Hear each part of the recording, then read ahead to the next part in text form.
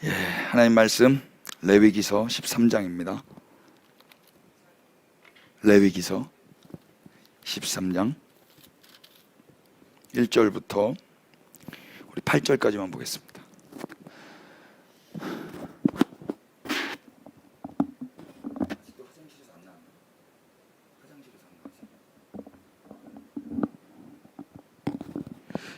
우리 다 같이 일어나셔서 하나님 말씀 읽겠습니다. 1절부터 8절입니다.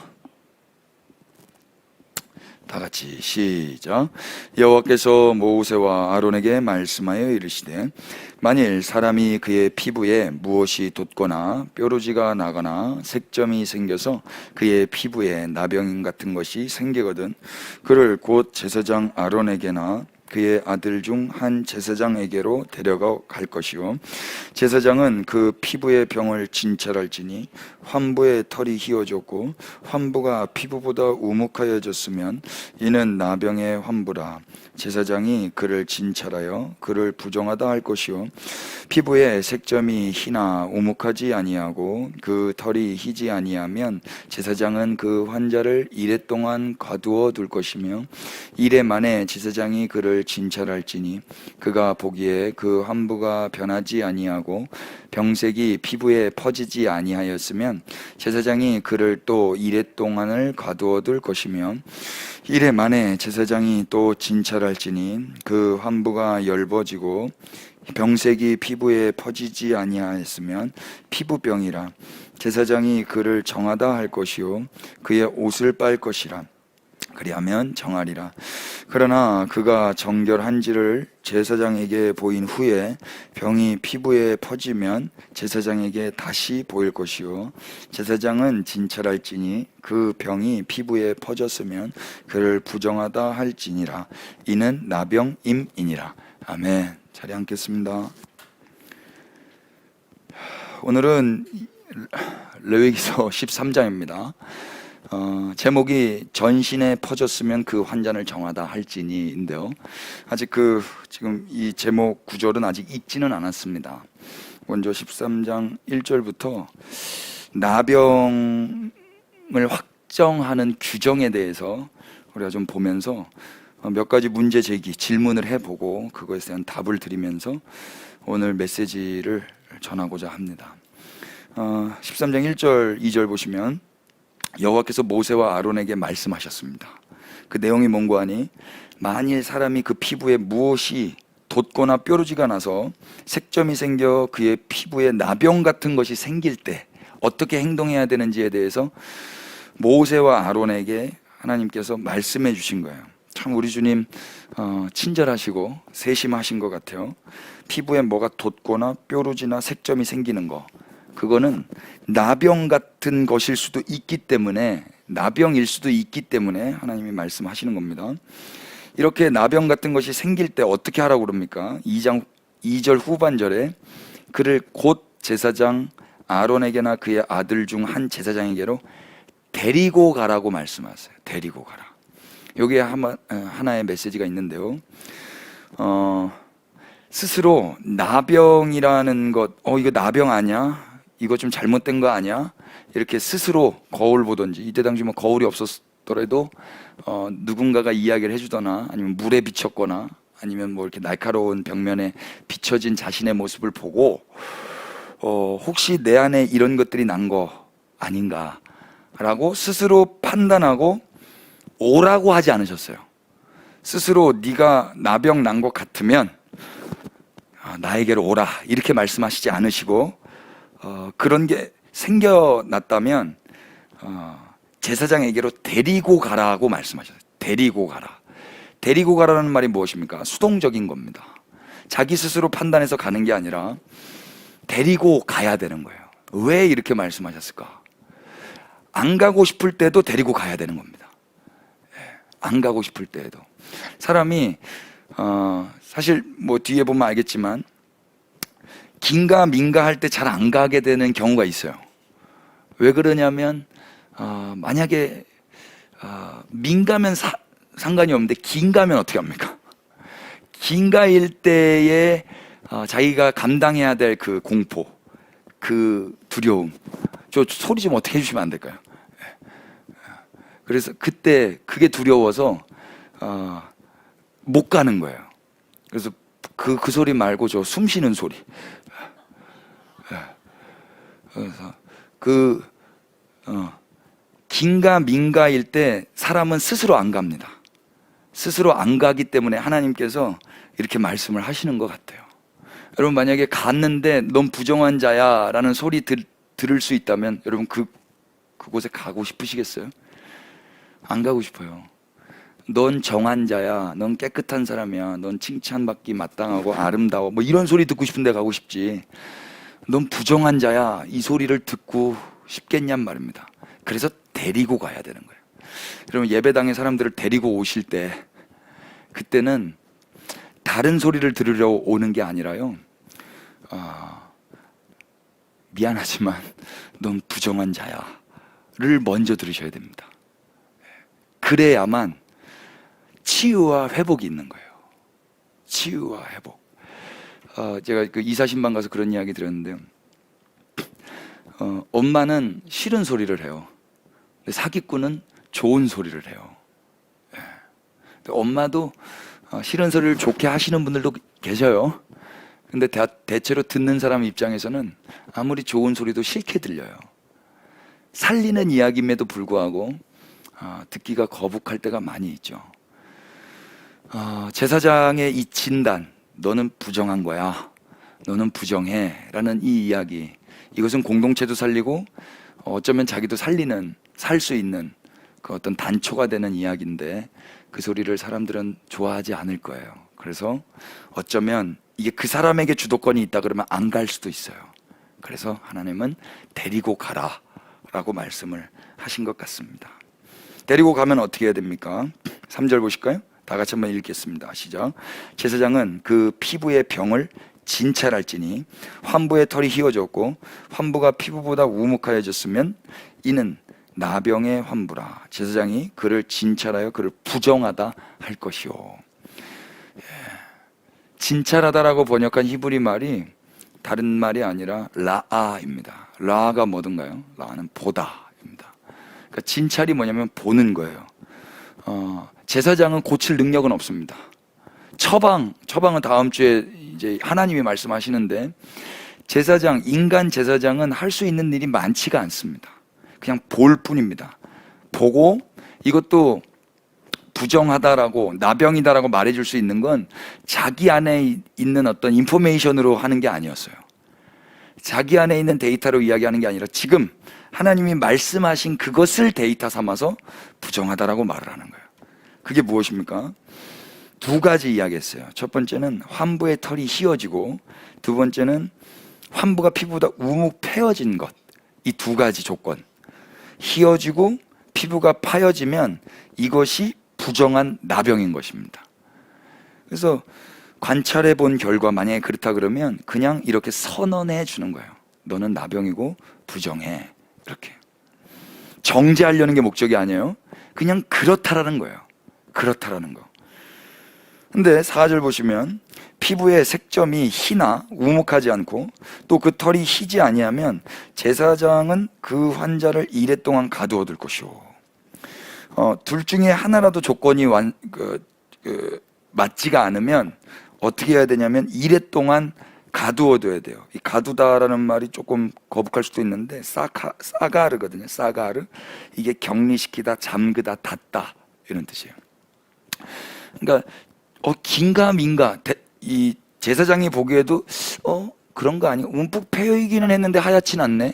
하얗긴 한데 움푹 패이진 않았네. 둘 중에 하나라도 이 조건이 충족되지 않을 때는 어떻게 하냐면 일주일 동안 가둬두는 거예요. 그리고 관찰을 다시 하는 겁니다.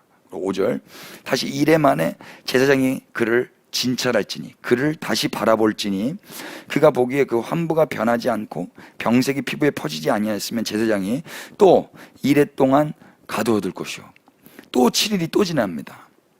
그리고 이래 만에 제사장이 또 진찰할지니 그 환부가 엷어지고 병색이 피부에 퍼지지 아니하였으면 뭐라고 이야기합니까? 아니요, 피부병이라. 지금 6절이에요.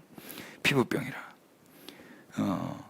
그러니까 처음에 긴가민가 했을 때 만약에 나병이다 이렇게 선언해버리면 어떻게 됩니까? 이 사람은 나병 아닌데 그냥 나병이라는 진단을 받고 부정한 자로 낙인이 찍히는 거예요. 그러니까 긴가민가 할 때는 기다려보는 거예요. 또 기다려보는 거예요. 선언은 아주 조심스럽게 그리고 7일 지나고 확인해 본 결과 병색이 퍼지지 않으면 그냥 피부병인 거예요. 피부병.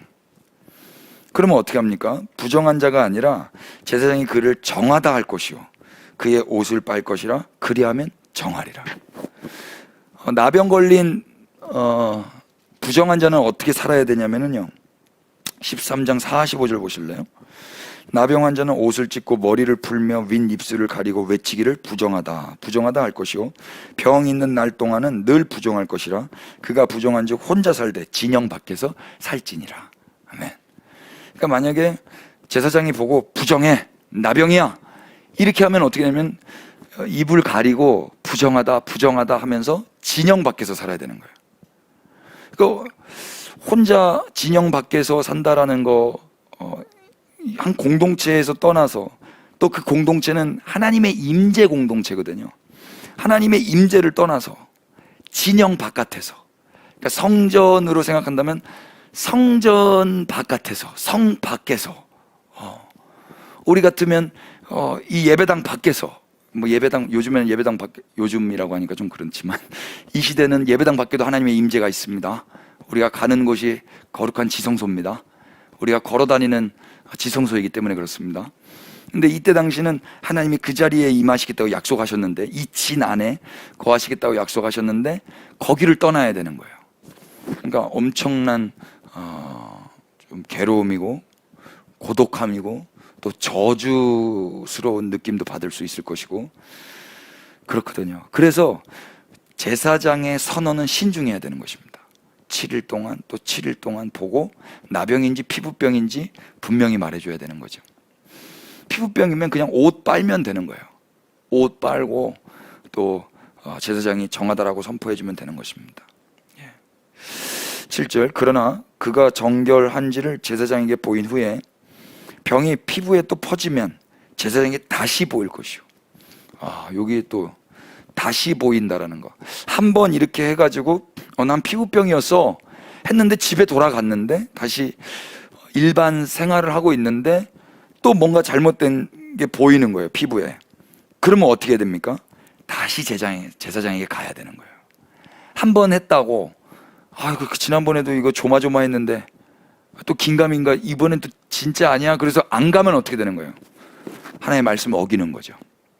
가야 되는 것입니다. 그러면 또 제사장은 어떻게 하면 진찰할지니 볼지니 그 병이 피부에 퍼졌으면 그는 부정하다 할지니라. 이는 나병입니다. 여기도 메시지가 하나 있는데요. 한 번 피부병이라고 영원히 계속 피부병이지 않다. 지난번에는 피부병이었는데 나병일 수도 있는 거예요. 그래서 또 뭔가 의심이 될 때는 가야 되는 거예요. 가는 이유는 무엇입니까? 가는 이유는 내가 스스로 정죄함을 받기 위해서 가는 게 아니에요. 내가 가는 이유는 그게 살 길이니까 가는 거예요. 근데 어리석은 사람은 이거 가면은 또 욕먹을지도 모르고 또 나가야 될지도 모르고 하니까 안 나가고 싶겠죠. 자기가 스스로 주도권을 주었다면 인간은 자기 지혜로 나가야 사는데도 불구하고 안 나갈 수도 있단 말입니다. 그래서 갔다 와더라도 이게 발견됐을 때는 누군가가 데리고 또 가줘야 되는 거예요. 데리고.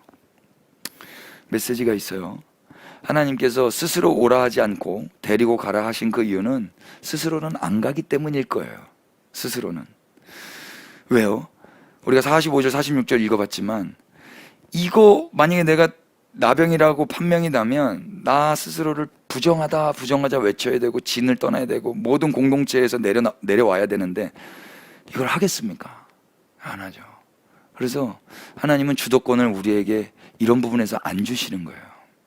로마서 3장 한번 보실래요?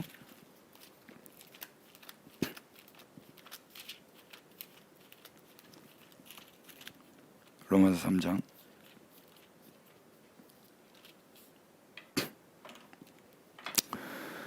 19절. 그러면 어떠하냐? 찾으셨을까요? 우리 다 같이 읽겠습니다. 시작. 그러면 어떠하냐? 우리는 나으냐? 결코 아니라 유대인이나 헬라인이나 다 죄 아래에 있다고 우리가 이미 선언하였느니라. 아멘. 유대인이나 헬라인이나 이건 모든 사람이에요. 다 어디 아래에 있습니까? 죄 아래에 있습니다. 그래서 기록된 바 뭐라고 이야기해요? 의인은 없나니 하나도 없으며 깨닫는 자도 없고 하나님을 찾는 자도 없고, 깨닫는 자도 없고 하나님을 찾는 자도 없어요. 스스로 나 가야지 해서 가는 자는 없다고 성경이 이야기해요. 하나님이 저기 계시구나, 저기 계실까? 하나님을 찾으려고 가는 사람은 없다 그래요. 다 치우쳐 함께 무익하게 되고 선을 행하는 자는 없나니 하나도 없도다. 이 세상에 선을 행하는 자는 하나도 없다고 성경은 이야기합니다. 그들의 목구멍은 열린 무덤이요 입만 벌리면 죄예요. 그 혀로는 속임을 일삼으며 그 입술에는 독사의 독이 있고 그 입에는 저주와 악독이 가득하고 그 발은 피 흘리는데 빠른지라. 파멸과 고생이 그 길에 있어 평강의 길을 알지 못하였고 그들의 눈앞에 하나님을 두려워함이 없느니라. 이게 인간의 실존입니다. 여기에 아닌데요 할 사람이 있겠습니까? 그리스도인이라면 그렇게 말할 수 없습니다. 그래서 뭐라 그래요? 19절. 우리가 알거니와 무릇 율법이 말하는 바는 율법 아래에 있는 자들에게 말하는 것이니 이는 모든 입을 막고 온 세상으로 하나님의 심판 아래에 있게 하려 함이라. 율법 아래는 다른 말로 죄 아래인데, 죄 아래에 있는 자들은 어떻게 해요? 모든 입을 막고 온 세상으로 하나님의 심판 아래에 있게 되는 거예요. 이 상태에 있기 때문에. 그러니까 이 위치에 있다면 다 심판인 거예요. 그러므로 율법의 행위로 그의 앞에 의롭다 하심을 얻을 육체가 없나니 율법으로는 죄를 깨달음이니라. 내가 하나님을 안 찾아서 이렇게 됐나 보다 하고 찾아봤자 그것이 율법의 행위이기 때문에 하나님 앞에 의롭다 하심을 그 행위로는 받을 수가 없다라고 이야기합니다. 내가 깨달음이 부족했나 보다, 좀 더 깨달아야 되겠다 하고 달려들어 봤자 그것도 율법의 행위로 하는 거기 때문에 그것은 하나님 앞에서 의롭다 하심을 얻을 행위는 아닌 것입니다. 단지 그걸 통해서 결국 이런 모든 선한 일도 선한 게 아니라 역시 죄를 지은 거고 나를 깨달을 뿐인 거예요. 그럼 절망입니까? 21절에 소망이 나와요. 이제는 율법 외에 하나님의 한 의가 나타났으니 율법과 선지자들에게 증거를 받은 것이라. 다 같이 22절 읽겠습니다. 시작. 곧 예수 그리스도의 믿음으로 말미암아 모든 믿는 자에게 미치는 하나님의 의인이 차별이 없느니라. 아멘. 이 절망을 이야기해야 그 다음에 소망이 소망되는 거거든요.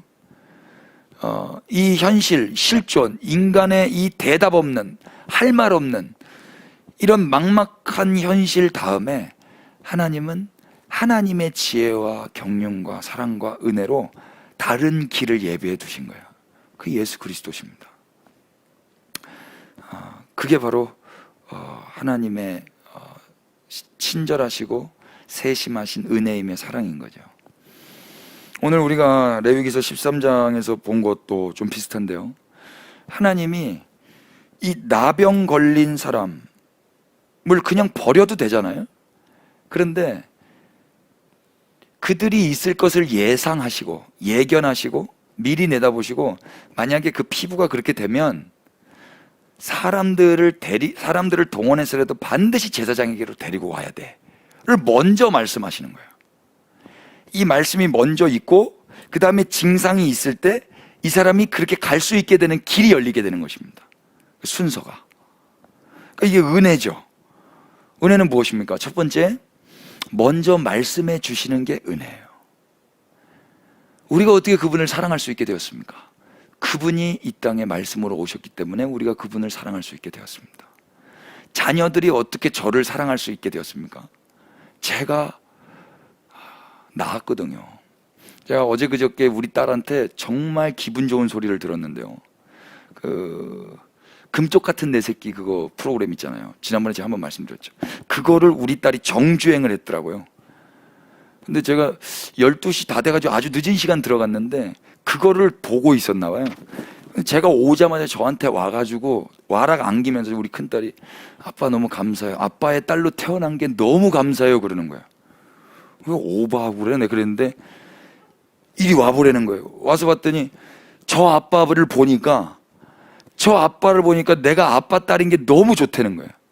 지금 그 아빠를 지금 뭐라고 하는 게 아닙니다. 그 아빠 정말 좋은 아빠입니다. 끝까지 다 보신 분들은 아실 겁니다. 그 아빠가 그런 것들을 그 아빠도 그 아빠에게 배우질 못했어요. 감정 표현하는 거 이런 거. 그런데 거의 오은영 박사님은 거의 성령님 느낌이에요. 거기서도 그분의 지도하에 그분의 감찰하심 하에 이 아버지가 변화됩니다. 이 가정이 변화되면서 아이들 표정이 달라져요. 그러니까 그 아버지도 훌륭하신 아버지죠. 근데 우리 딸에게 그 이야기를 들었을 때 너무 제가 행복했거든요. 그러면서 제가 느낀 게 뭐냐면 우리 주님이 이런 고백을 받고 싶으시겠구나. 이걸 예배라고 해요, 여러분. 아까 우리가 고백했던 주님 같으신 분이 없으십니다. 내 주 같은 분이 없으십니다. 만약에 내가 다른 신 아래에 있었다면 내 위치가 은혜 아래가 아니라 율법 아래 아니면 죄 아래에 있었다면 우리는 못 살아요, 여러분. 그러니까 은혜 아래에 있게 하시려고 예수님이 십자가를 지신 건데요. 그래서 그런 분 이 세상에 없다라고 찬양하는 것입니다. 그분이 오시면 우리는 두렵고 떨림이 아니라 그분의 목을 끼어안고 예 주님, 제가 주님의 자녀로 주님의 사람으로 산 것이 영광이었습니다. 주님이 나를 선택해 주시고 지금도 이렇게 자녀 삼아 주신 것이 나에게는 찬송의 이유입니다. 이걸 누가 말할 수 있겠습니까? 그분과 그분의 희생으로 말미암아 태어났고 그분으로 말미암아 먹고 마시고 자라고 성장했고 그분으로 말미암아 안전한 집 가운데 살고 있는 자식들만, 그분의 보호 아래에 있는 자들만 이 고백을 하는 거예요. 그러니까 여러분, 예배는 그런 자녀들만 하는 것입니다. 오늘 우리가 그래서 예배한 겁니다. 맞습니까? 예. 은혜는 뭐예요? 먼저 말씀해 주신 거예요. 먼저 찾아오셔서 말씀해 주신 거예요.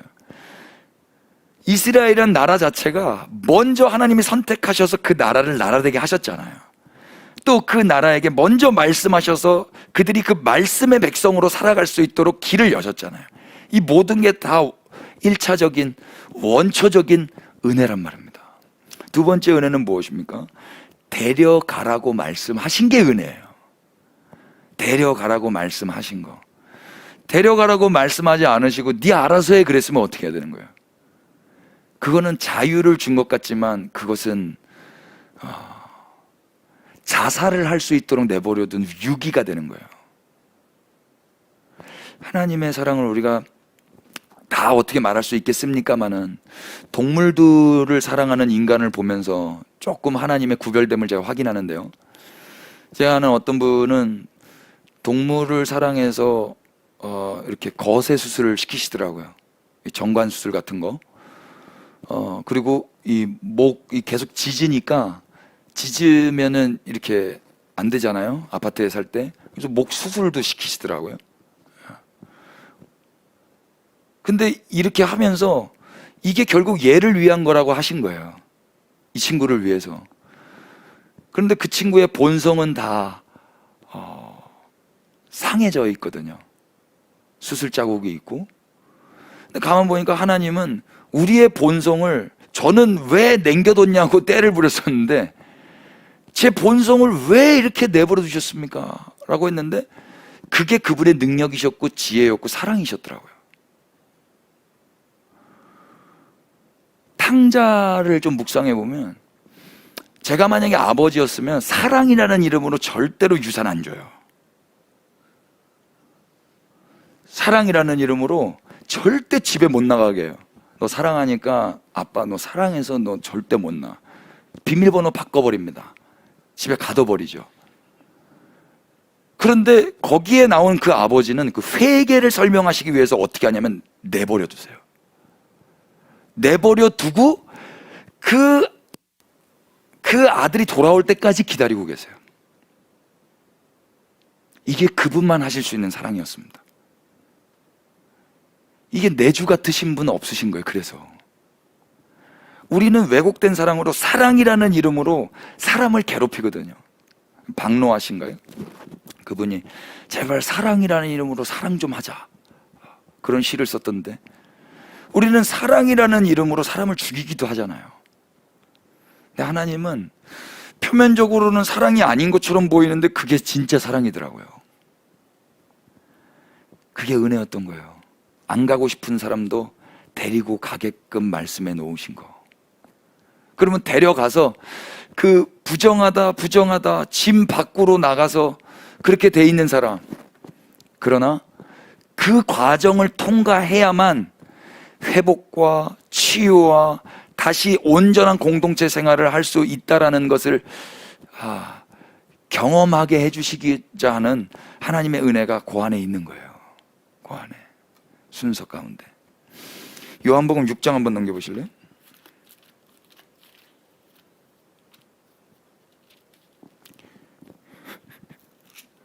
요한복음 6장 45절. 선지자의 글에 그들이 다 하나님의 가르치심을 받으리라 기록되었은즉, 다 같이 시작.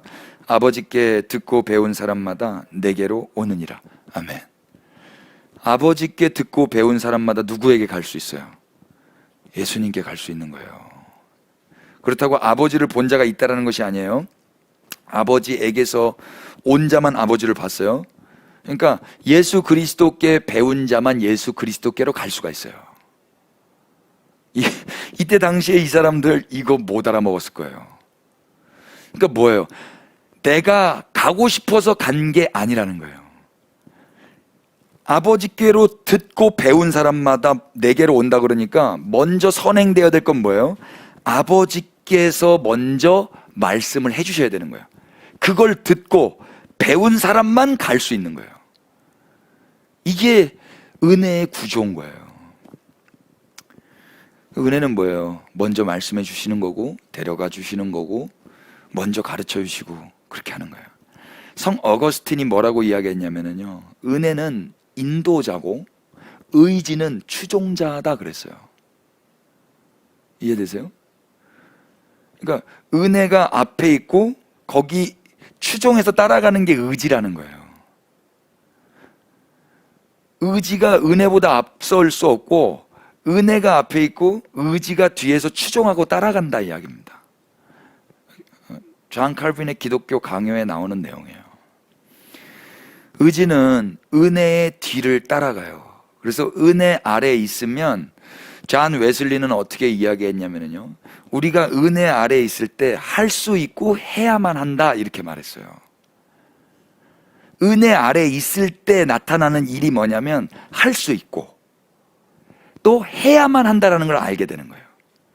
여러분, 이제 우리가 죄와 싸워서 이길 수도 있죠. 많이는 아니지만 이겨보셨잖아요. 왜 이러세요? 맨날 지셨어요? 이겼잖아요. 이길 때 있잖아요, 간헐적으로. 그리고 이겨야 한다라는 것도 알고 있잖아요. 그 이유가 뭐냐면 은혜 아래에 있기 때문이라는 거예요.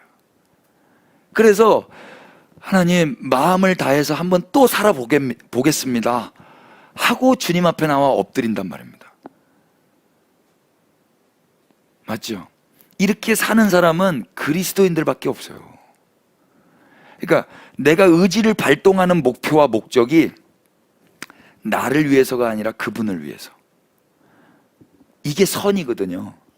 이게 사랑이고. 세상은 나를 위해서 의지를 낼 수 있어요.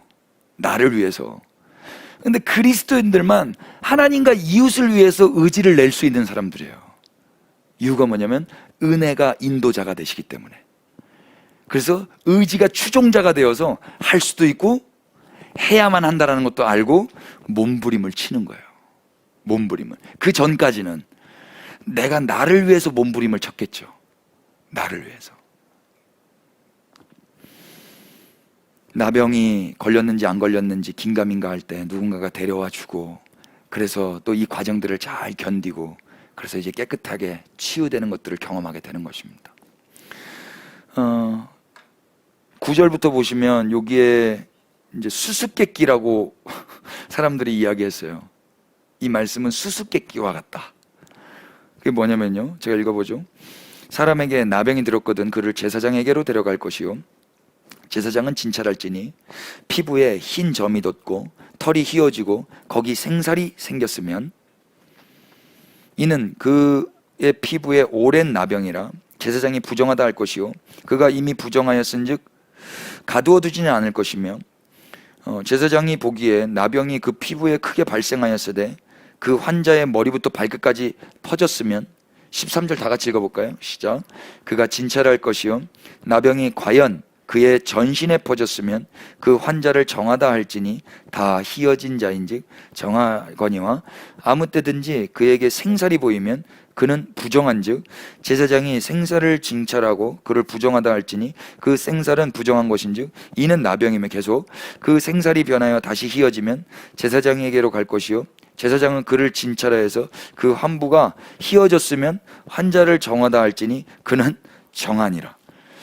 여러분 이 말씀이 이해되세요? 그 앞 구절을 이해하셨는데 이 9절부터 17절까지가 이해가 되십니까? 정상반되는 이야기를 하고 있잖아요. 13절 보시면 12절 보시면 관찰을 했는데 나병이 머리에서부터 발까지 다 퍼져버렸어요. 이 퍼지다라는 말이 덮다라는 뜻이에요. 덮다, 다 덮어버린 거죠. 온 몸 다. 그러면 이 사람 완전 격리해야 되는 거 아니에요? 다 퍼졌는데 13절 보십시오. 진찰할 것이요 나병이 과연 그의 전신에 퍼졌으면 환자를 뭐라고 그래요? 정하다고. 수수께끼. 전신에 퍼졌으면 완전 부정한 거 아니에요? 이 해석 어떻게 해야 돼요? 저는 그냥 하나님 은혜로 알겠던데요. 여러분 아시겠죠? 아시겠죠? 느낌 오지 않아요? 예. 오히려 지금 막 나냐 안 나냐 할 때는 가가지고 부정해 이거 판단받았잖아요. 근데 이미 다 부정해. 머리에서부터 발끝까지 다 퍼져버렸어요. 다 덮여버렸어요. 부정으로. 그 자를 정하다고 이야기하는 거예요. 이거는요 예수 그리스도 안에서 해석하지 않으면 절대 해석이 안 되는 것 같아요.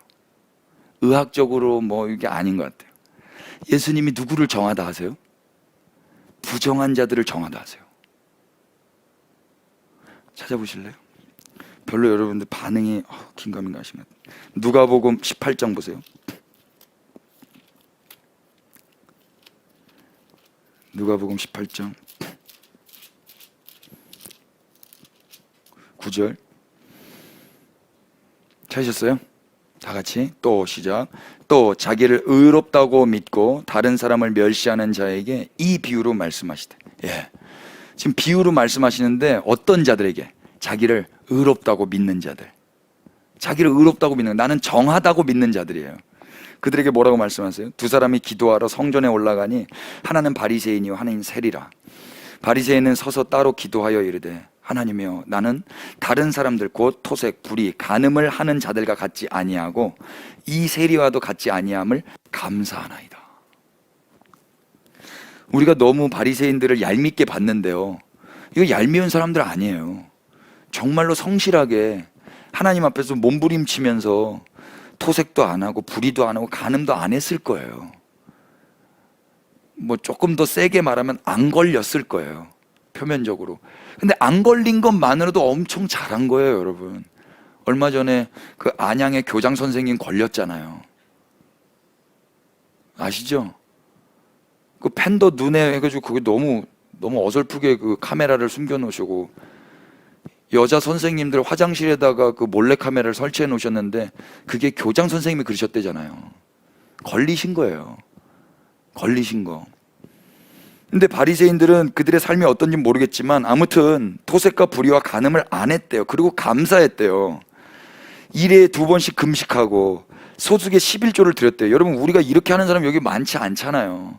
2번씩 어떻게 금식하고 11조도 할 때도 있지만 안 할 때도 여러분 계시잖아요. 세리는 멀리 서서 감히 눈을 들어 어떻게 했대요? 하늘을 쳐다보지도 못했어요. 다만 가슴을 치면서 이렇게 이야기해요. 하나님이여 불쌍히 여기소서 나는 죄인이로소이다. 이 부정하다라는 거예요. 근데 14절 내가 너에게 이르노니, 이제 예수님이 이 비유에 대한 설명을 해주세요.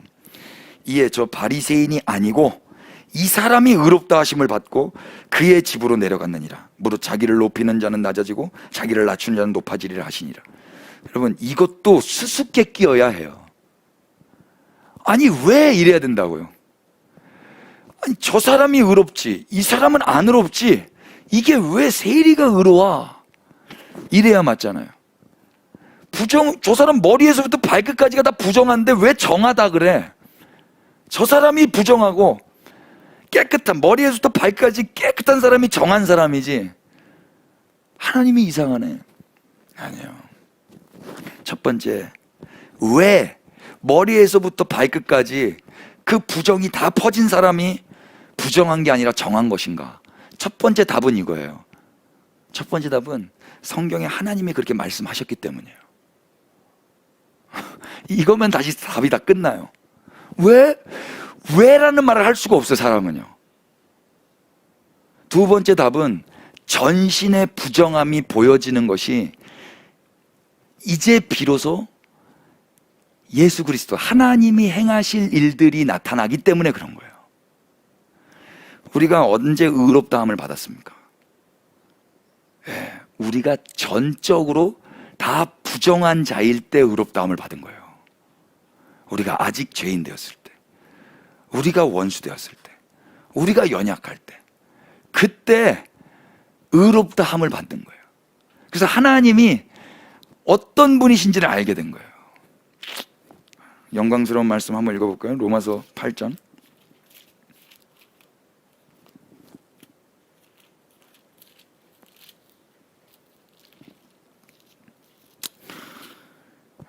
로마서 5장 8절 6절부터 읽을까요? 우리가 아직 연약할 때 기약대로 그리스도께서 경건하지 않은 자를 위하여 죽으셨도다. 의인을 위하여 죽는 자가 쉽지 않고 선인을 위하여 용감히 죽는 자가 혹 있거니와 우리가 아직 죄인 되었을 때에 그리스도께서 우리를 위하여 죽으심으로 하나님께서 우리에 대한 자기의 사랑을 확증하셨느니라.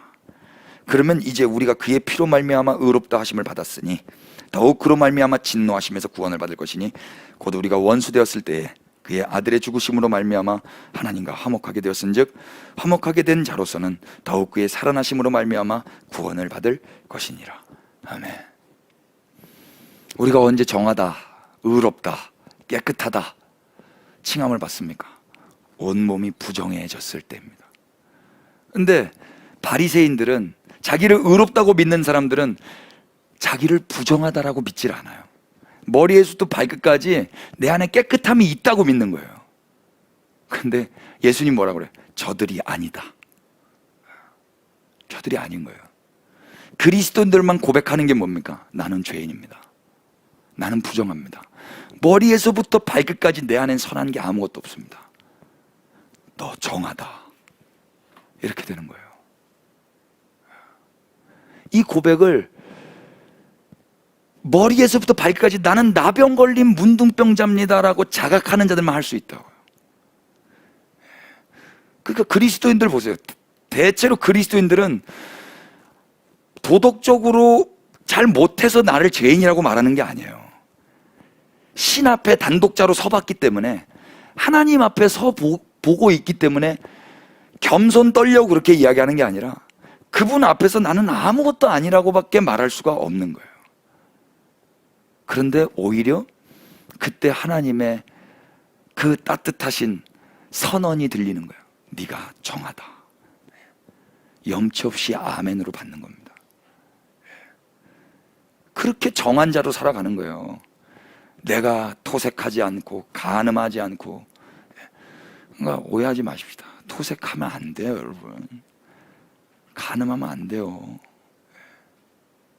어저께 우리 친구 한 10년 정도 된 분들이 이제 찾아오셨는데, 먼저 이제 남편 되는 형제님이 먼저 오셨고, 자매되는 이제 저한테는 동생인데 그 친구가 거기 근처에 있었다 하더라고요. 근데 오라고 하니까 소주를 두 병을 먹어가지고 못 오겠다고 그러셔가지고, 소주 2병 먹어도 올 수 있는 예배당이 있다.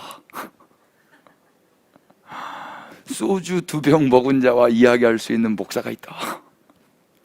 입만 열면 죄인데 소주 2병을 먹은 걸로 죄라고만 생각하면 안 된다.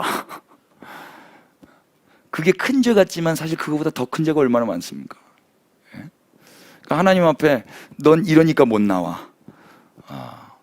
머리서부터 발끝까지 넌 부정하니까 너는 소망이 없어.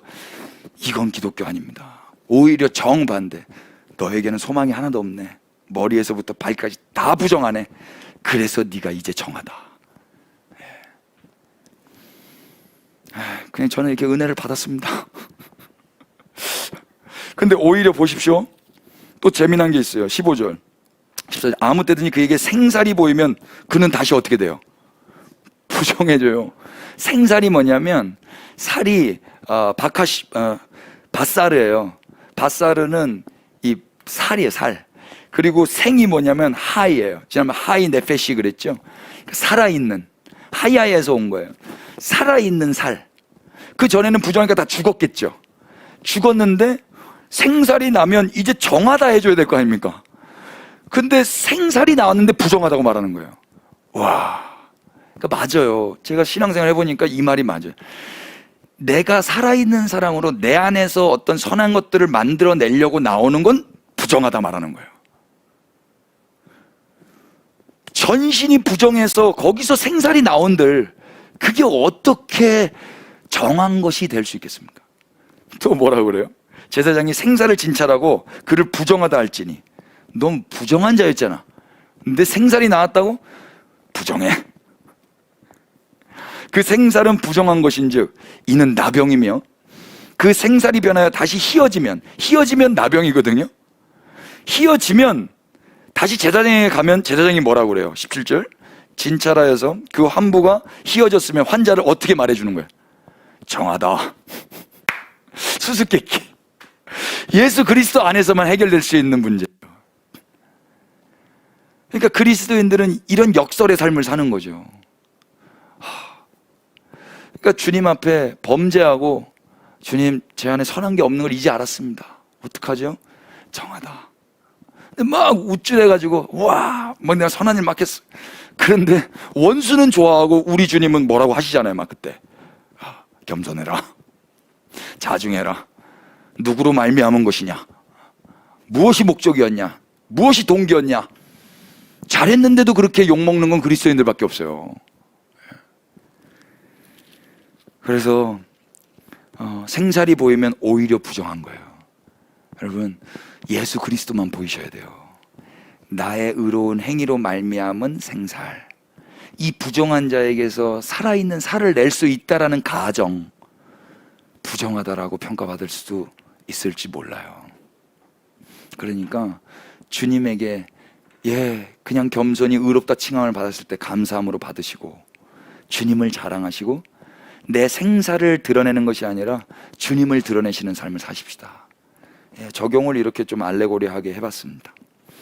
38절부터 44절까지만 좀 보면은요, 18절부터 23절까지는 피부에 종기가 났을 때, 그리고 24절부터 28절까지는 화상을 입었을 때, 그리고 29절부터 37절까지는 머리에나 수염에 환부 가운데 뭐가 잘못됐을 때, 다 비슷해요.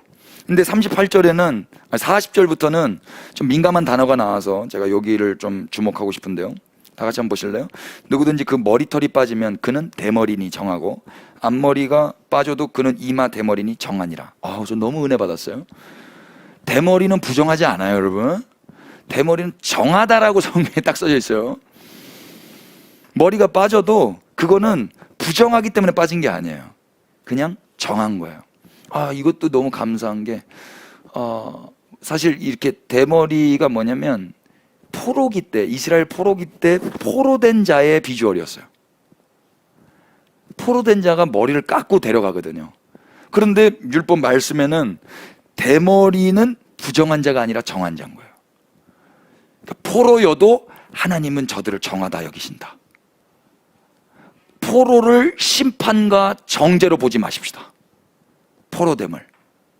그것도 하나님의 큰 경륜 안에, 하나님의 지혜와 능력 안에 한 과정일 뿐이지 이들을 다 정죄하고 부정한 자라고 치부해 버리시는 게 아니다.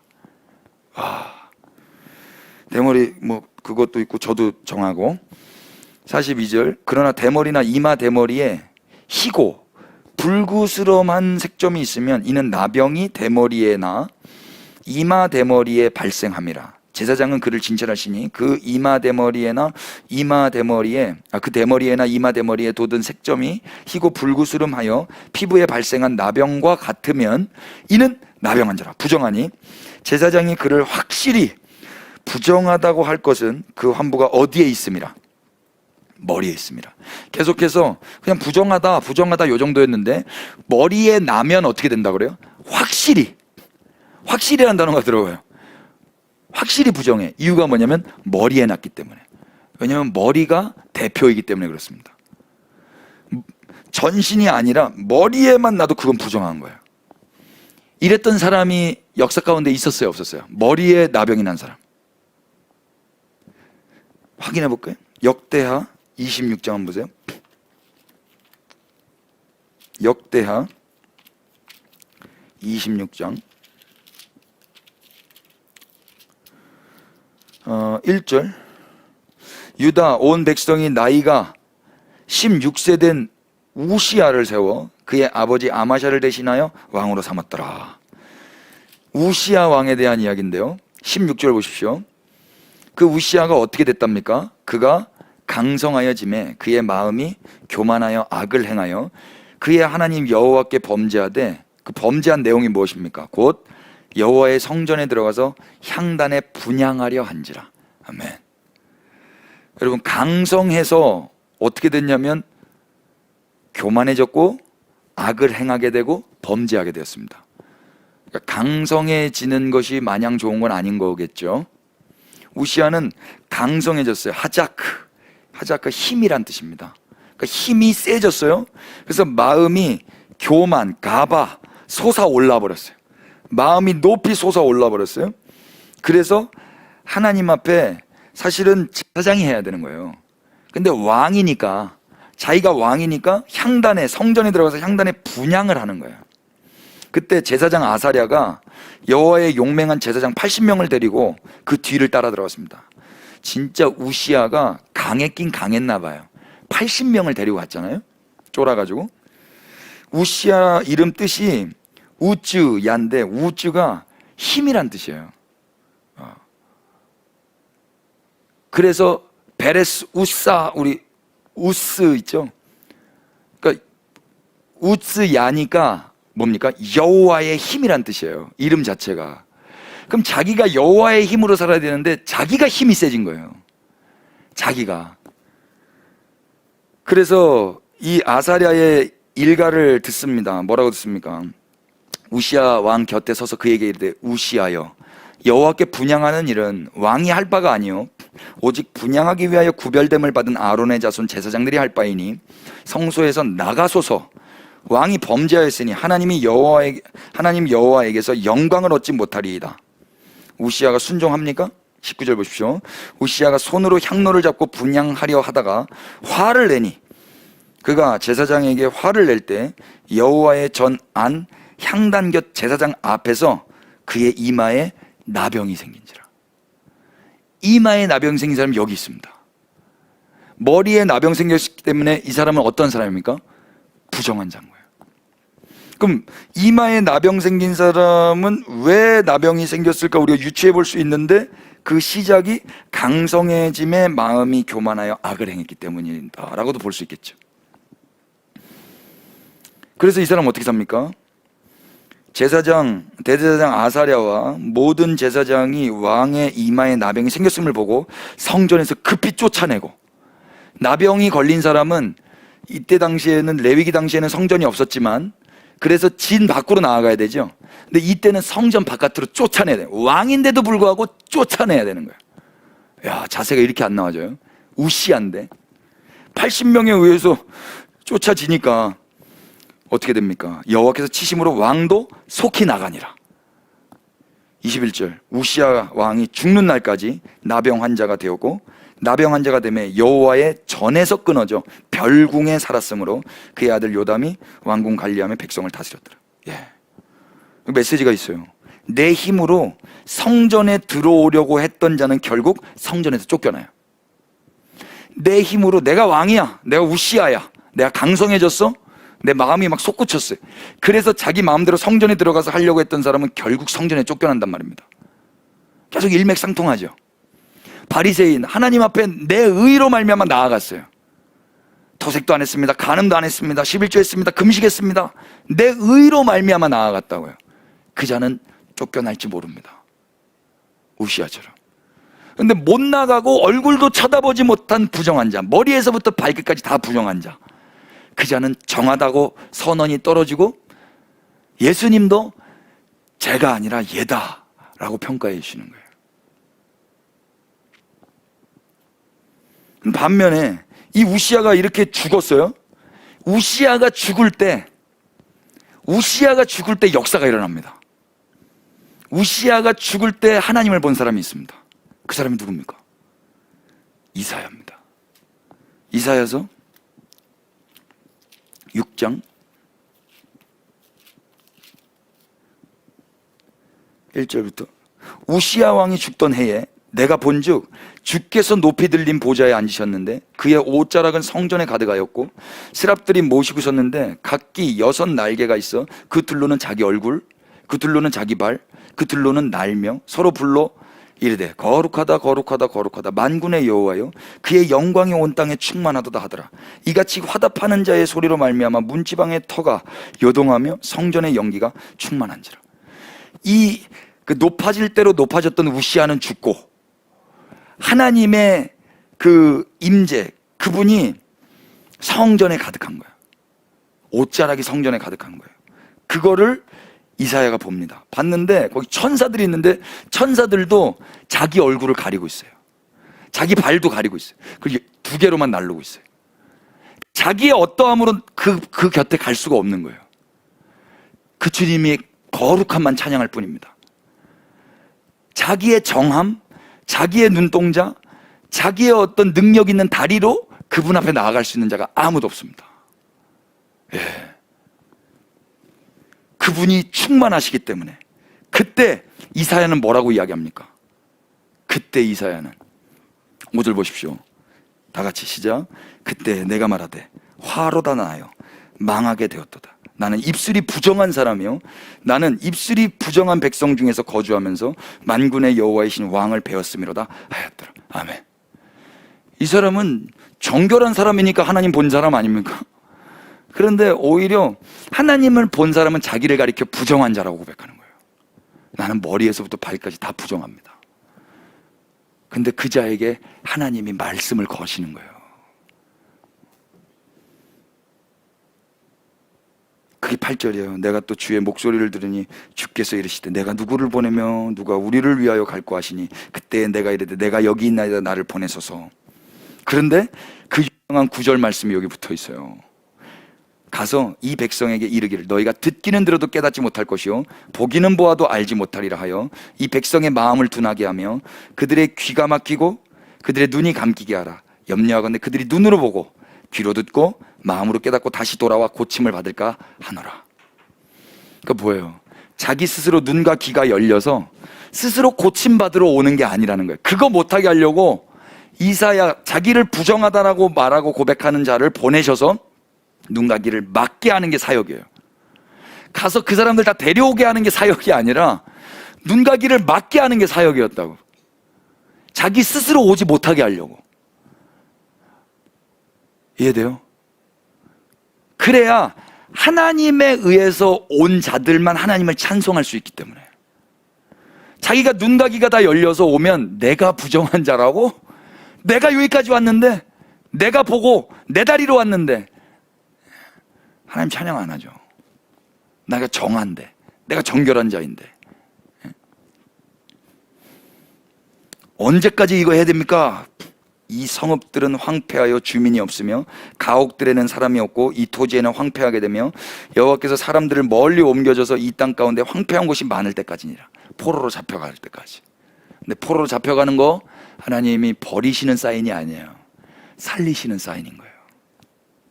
그 중에 10분의 1이 아직 남아있을지라도 이것도 황폐하게 될 것이나 밤나무 상수리나무가 배임을 당하여도 그 구루터기는 남아있을 것 같이 거룩한 씨가 이 땅의 구루터기니라 하시더라. 아멘. 그래서 이마에 그 부정하게 된 자가 있는 반면에 그 자가 죽고 자기를 부정하다라고 했던 그 사람은 오히려 하나님의 음성을 듣고 부정한 자로서 그분의 사역 가운데 동참하게 되는 거예요. 그러면 이 사람이 고백하고 자랑하고 이야기하는 주된 내용은 뭐겠습니까? 자기의 어떠함이 될 수가 없는 거예요. 그분만 증거하게 되는 거예요. 그분만. 사람들도 눈과 귀가 다 막혔는데도 불구하고 이 사람이 하나님의 선택을 받고 구원을 받았다면 이 사람들은 자기들이 자기 발로 왔다 손쳐도, 하나님을 향한 그 어떤 열심의 삶을 살았다 손쳐도 이들은 이 모든 것이 다 하나님의 은혜였다라고 고백할 수밖에 없을 것입니다. 레위기가 어떻게 끝납니까? 레위기는 요 말씀만 보시죠. 13장 45절 46절 나병한 자는 옷을 찢고 머리를 풀며 윗입술을 가리고 외치기를 부정하다 부정하다 할 것이요 병 있는 날 동안은 늘 부정할 것이라. 그가 부정한 지 혼자 살되 진영 바깥에서 살아야 된다. 진영 바깥에 살아야 돼요. 얼마나 외롭습니까?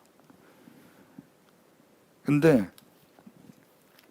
우리 예수님이 하신 일이 뭐냐면 요한복음 9장 한번 보십시오. 그 자에게 찾아오시는 거예요. 9장 1절 예수께서 길을 가실 때 날 때부터 맹인된 사람을 보신지라. 예수님이 보셨어요. 진찰하시는 거예요. 사람들은 물어봐요. 제자들이 물어요. 랍비여, 이 사람이 맹인으로 난 것이 누구의 죄로 인함이니까? 자기니까? 그의 부모니까? 예수님 뭐라고 그러세요? 이 사람이나 그 부모의 죄로 인한 것이 아니라 그에게서 하나님이 하시는 일을 나타내고자 하심이라. 그러니까 이 사람이 부정해요. 이 사람이 눈이 멀었어요. 그러면 이제 뭐가 시작되냐면 하나님이 하시는 일들이 시작되는 거예요. 이사야서에서 이사야를 통해서 눈을 멀게 했어요. 귀를 막게 했어요. 그러면 이제 무슨 일이 시작되는 거예요? 하나님이 하시는 일들이 시작되는 거예요.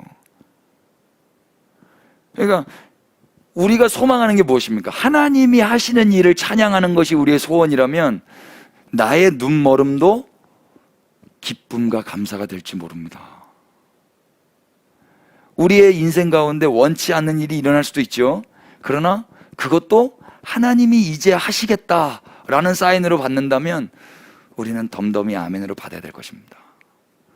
9장 전체가 이 사람 때문에 소동이 일어난 거예요. 다 아시는 내용이죠. 이 사람 눈 뜹니까 안 뜹니까? 눈 뜹니다. 눈 뜨니까 그 누가복음에서 봤던 그 바리새인들, 그분들 오셔가지고 우시아 같이 오셔가지고 막 뭐라 그럽니다. 자기 힘으로 13절 보실래요? 그들이 전에 맹인이었던 사람을 데리고 바리새인들에게 갔더라. 예수께서 진흙을 이겨 눈을 뜨게 하신 날은 안식이라. 바리새인들도 그가 어떻게 보게 되었는지를 물으니 이르되 그 사람이 진흙을 내 눈에 바르매 내가 씻고 보나이다. 누구를 자랑합니까? 누구를 증거합니까? 그 사람이 진흙을 내 눈에 바르매 내가 씻고 보나이다. 나도 씻었어요. 그런데 그 사람을 증거하는 거예요. 바리새인 중 어떤 사람은 말하되 이 사람이 안식일을 지키지 아니하니 하나님께로부터 온 자가 아니라 하며, 어떤 사람은 말하되 죄인으로서 어떻게 이러한 표적을 행하겠네 하여 그들 중에 분쟁이 일어나더라. 18절 유대인들이 그가 맹인으로 있다가 보게 된 것을 믿지 아니하고 그 부모를 불러서 묻습니다. 근데 부모들이 무서워가지고 뭐라고 그러냐면 23절 그 부모가 말하기를 그가 장성하였으니 그에게 물어보세요. 이렇게 책임 회피. 무서우니까 어쩔 수 없어요. 엄마 아빠도. 그래서 다시 24절 그들이 맹인이었던 사람을 두 번째 불러 이르되 너는 하나님께 영광을 돌리라. 우리는 이 사람이 죄인인 줄 아노라. 여기서 말하는 이 사람이 누구예요? 예수님. 대답하되 그가 죄인인지 내가 알지 못하나?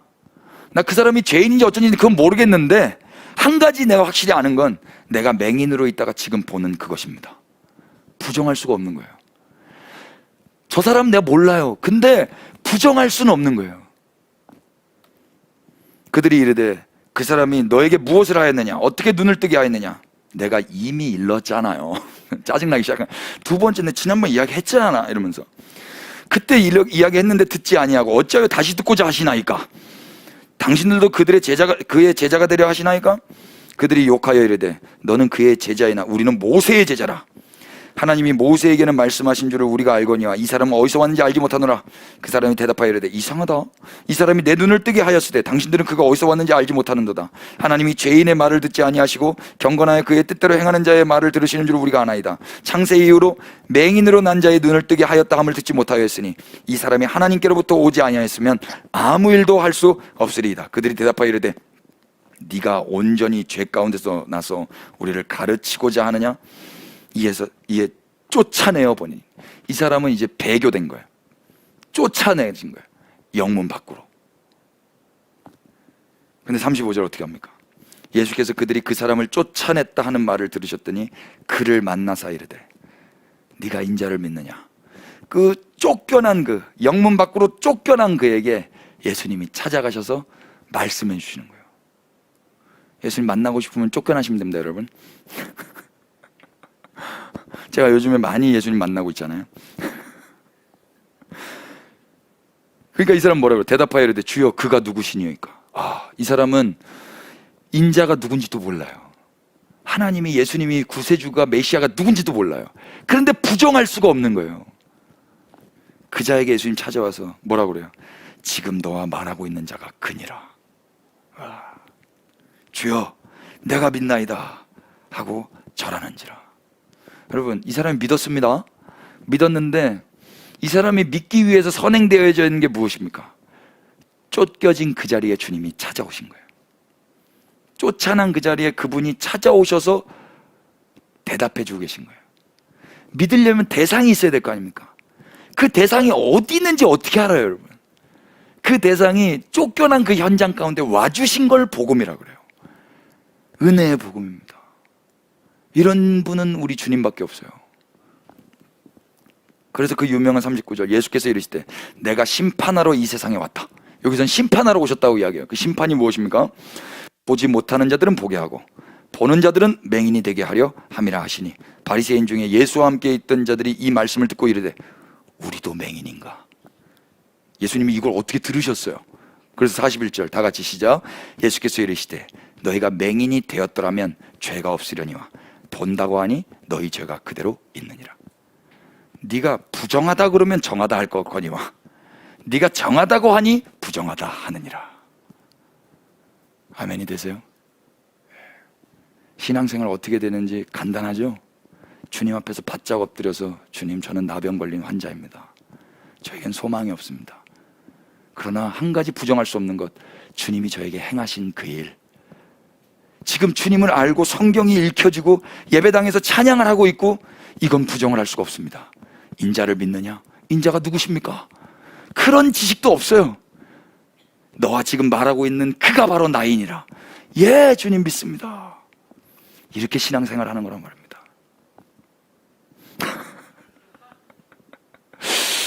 장난치는 거 아니죠? 히브리서 4장 한번 보십시오.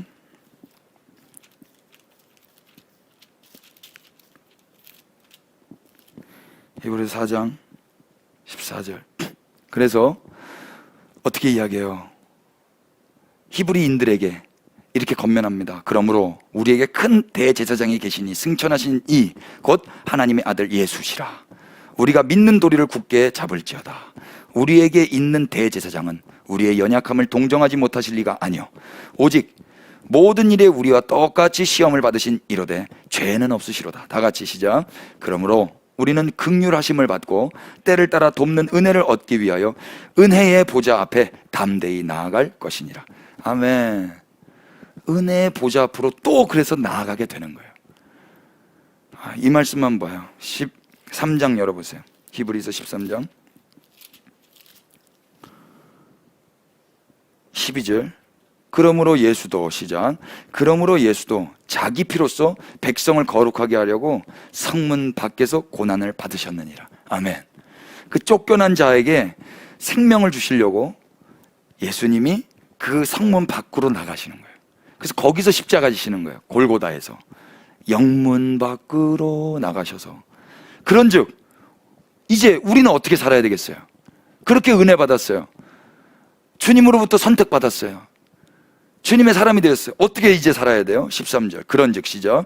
그런즉 우리도 그의 치욕을 짊어지고 영문 밖으로 그에게 나아가자. 아멘. 영문 밖에 나가면 누가 있어요? 쫓겨난 자들이 있는 거예요. 부정한 자들이 있는 거예요. 왜 나가야 되는 거예요? 왜 의지를 가지고 나가야 되는 거예요? 은혜가 먼저 나에게 찾아오셨기 때문에 우리는 그 은혜의 추종자들이 돼서 나가야 된단 말입니다. 14절. 우리가 여기에는 영구한 도성이 없으므로 장차 올 것을 찾나니 그러므로 우리는 예수로 말미암아 항상 찬송의 제사를 하나님께 드리자. 이는 그 이름을 증언하는 입술의 열매이니라.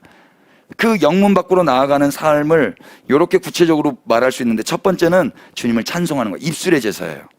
두 번째는 무엇입니까? 16절 다 같이 시작. 오직 선을 행함과 서로 나누어 주기를 잊지 말라. 하나님은 이 같은 제사를 기뻐하시느니라. 아멘. 이제 그렇게 영문 밖에서 고난 받으신 주님으로 말미암아 우리도 영문 밖에서 나갔다면, 영문 밖으로 나갔다면 찬양과 함께 선을 행함과 나누어 주기를 잊지 않으셔야 될 것입니다. 하나님이 이 제사를 기뻐하신다고 그래요. 그러니까 내가 복 받으려고 하는 제사가 아니에요. 내가 선택 받으려고, 구원 받으려고 하는 제사, 선행, 나누어 주는 게 아니라고요. 그건 예수님의 평가에 따르면 그 토색 안 하는 거, 11조 하는 거, 금식하는 거, 간음 안 하는 거, 그건 아니다였어요.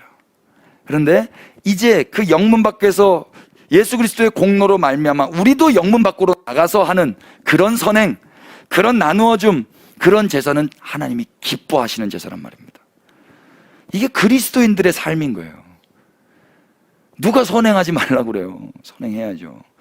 제가 선행 안 한가요? 여러분, 선행하시면 사십시오.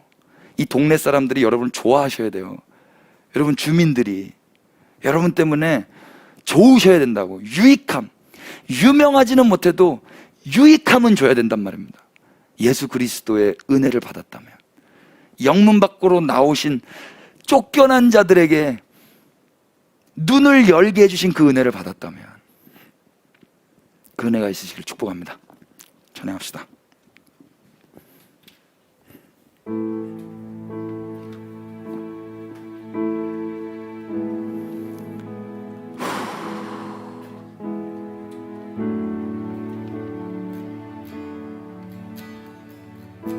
온 땅의 모든 만물, 온 땅의 모든 만물 주님 기다리네. 나무들은 기뻐 손뼉치리. 우리 다시 한 번 더. 온 땅의 모든 만물 주님 기다리네. 나무들은 기뻐 손뼉치리. 산들도 주님 앞에 굳게 경배. 메마른 땅 위에 꽃은 피리라. 주가 진 실로 속히 오리니. 주님 오심을 만물이 보리라. 주가 진 실로 속히 오리니. 주님 오심을 만물이 보리라. 할렐루야. 주님께 박수를 경배하십시다.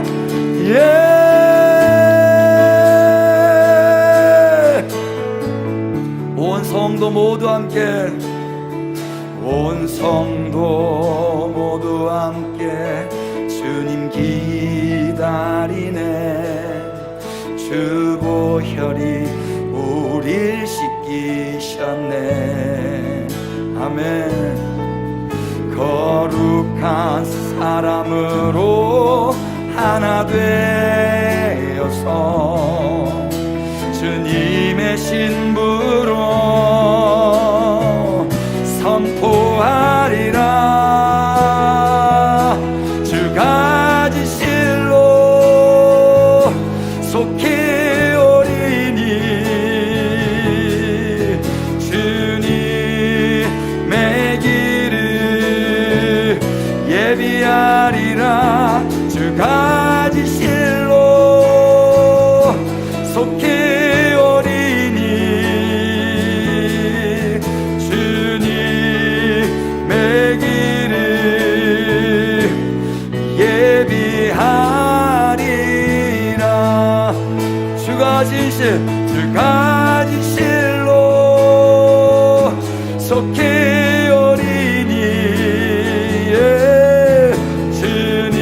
주님의 길을 예비하리라. 주가 지실로 속히 오리니 주님의 길을 예비하리라. 부정한 우리를 정하다 하신 주님이 이제 곧 오실 것입니다. 주님을 사모하십시다. 우리 다같이 일어나서도 3절 경배하십시다. 온 세상 모든 나라, 온 세상 모든 나라 주님 기다리네. 열방은 그 발 아래 엎드려 예수는 그리스도 만유의 주님. 모두 소리 높여 선포하리라. 왕이 오시네, 왕이 오시네. 영광의 주님이 다시 오시리. 왕이 오시네, 왕이 오시네. 위엄과 공의로 통치하시. 왕이 오시네, 왕이 오시네, 왕이 오시네. 영광의 주님이 다시 오시리. 왕이 오시네, 왕이 오시네. 위엄과 공의로 통치하시. 왕이 오시리라, 왕이 오시리라, 왕이 오시리라, 왕이 오시리라. 예비하라. 왕이 오시리라. 왕이 곧 오시리라. 왕이 오시리라. 예비하라. 왕이 오시리라. 왕이 오시리라. 왕이 오시리라. 왕이 오시리라. 예비하라. 왕이 오시리라. 왕이 오시리라. 왕이 오시리라.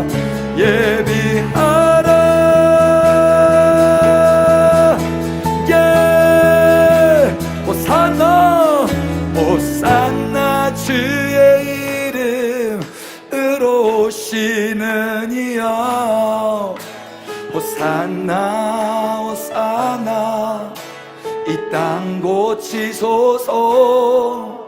호산나 주의 이름으로 오시는 이야. 호산나 호산나 호산나 호산나 호산나 주의 이름으로 오시는 이야. 호산나 호산나 이 땅 고치소서.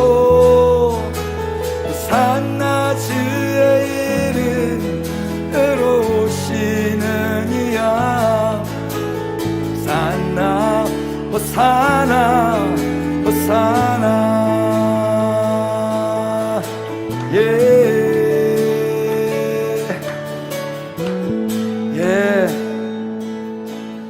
그렇게 머리에서부터 발끝까지 성한 것이 아무것도 없고 부정한 것밖에 없는데, 눈먼 부정한 자임에도 불구하고 주님의 은혜 가운데 정하다 칭함받고, 세리임에도 불구하고 정하다 칭함받고, 눈먼 자를 눈뜨게 하신 그 주님을 다시 볼 수만 있다면 그것은 그 사람들에게 가장 복된 소식일 것입니다. 내가 하늘까지 올라가는 것이 복된 소식이 아니라 그분이 다시 오신다는 소식이 복된 소식인 그런 사람들이 바로 그리스도인들입니다.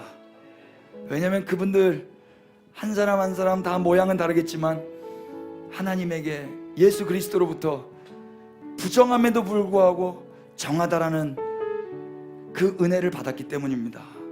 눈먼 자들의 눈을 뜨신 그 예수 그리스도, 그분을 사랑함으로 고대하고 기다리는 자들, 그들이 그리스도인입니다. 여러분, 주님을 그렇게 기다리고 사모하십시다. 그리스도인 슬기로운 신앙생활은 그분을 그렇게 기다리면서 갈망하면서 이 땅에서 선행하고 나누어 주기를 즐겨하면서 하나님이 기뻐하시는 입술의 찬송과 이 손의 찬송을 같이 하는 사람들입니다. 내 인생이 무섭고 두렵고 염려와 근심 때문에 나를 관리하며 내 미래를 관리하면서 신앙생활하는 것이 아니라 하나님을 영화롭게 하고 이웃들을 사랑하면서 은혜 받은 자답게 그렇게 이 땅에서 하나님이 맡겨주신 일들 성실하게 잘 감당하는 것입니다. 여러분, 우리 교회가 그런 교회로 살아가십시다. 주님 한번 부르시고 주님을 높여드리시고 또 주님 주신 감동대로 우리 다 같이 기도하신 뒤에 제가 마무리하도록 하겠습니다. 주님 한번 부르시고 기도하십시다. 주님, 왕이 오시네, 왕이 오시네, 왕이 오시네. 영광 예수님이 다시 오시리. 왕이 오시네, 왕이 오시네. 위엄 화공이로 통치하시네. 주가 진실로 속히 오리니 주님 오심은 열방이 보리라. 주가 진실로 속히 오리니 주님 오심은 열방이 보리라. 주가 진실로 속히 오리니 주님의 길을 예비하리라. 주가 진실로 속히 오리니 주님의 길을 예비하리라. 왕이 오시네, 왕이 오시네. 영광 예수님이 다시 오시리. 왕이 오시네, 오시네. 이여와 공의로 통치하시네.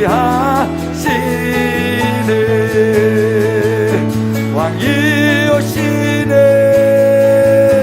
왕이 오시네.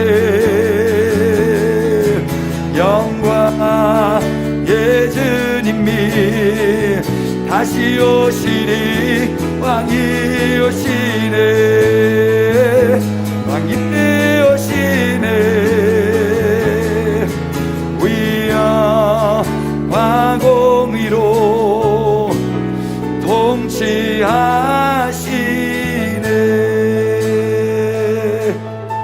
위엄과 공의로 통치하시네. 주님의 오심을 만물이 보리라.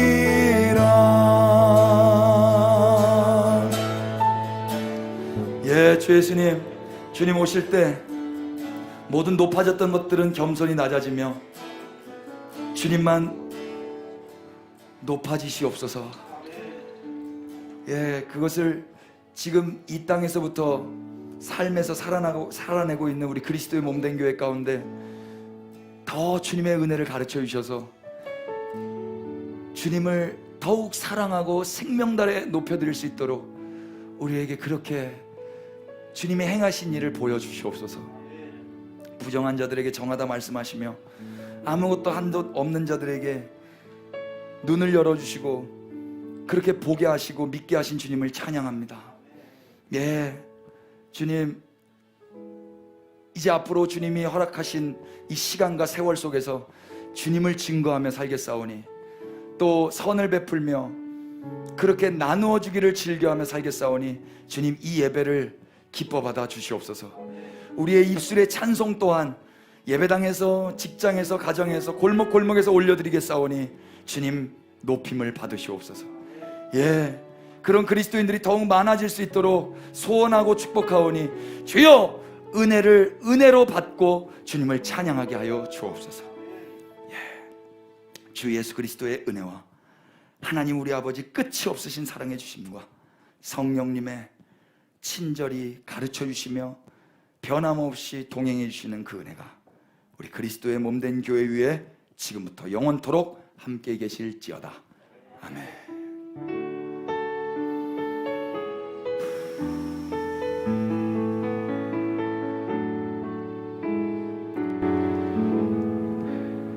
할렐루야. 우리 주님을 박수로 찬양하십시다.